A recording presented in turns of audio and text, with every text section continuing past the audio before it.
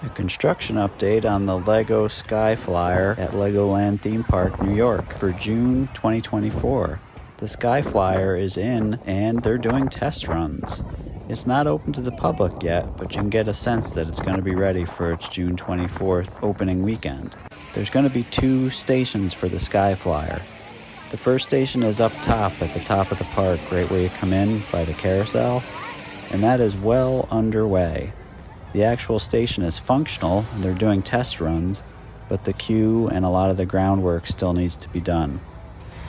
It'll be interesting to see how the wind affects the ride here, because it is on a windy hillside, as I mentioned in my other videos, and it looks like in some of these you can see it actually wobble a little bit. As you can see here, there's no ramps in yet, there's no railings obviously, so they got a long way to go in terms of the groundwork, but it looks like all the testing that's going on puts it pretty far along. You can see the cars themselves are all different colors and have different designs on them, as well as cool messages on the bottom, because they go over your head when you're in Mini City Figureland.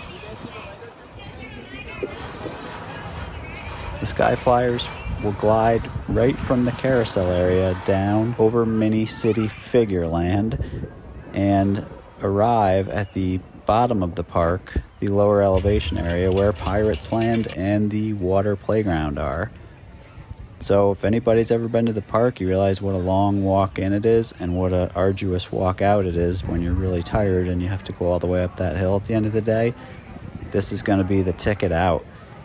This is going to be so nice because you won't have to walk all the way back up that hill. The Pirates area station looks like it has a little bit more work to be done than the one by the carousel. In my opinion, it looks like they still have a lot of facade to put up. But in general, everything's in terms of the piers and the actual mechanics of the ride. It's going to be fantastic when it's opening on June 24th, and I look forward to returning and doing another video. Thanks for watching.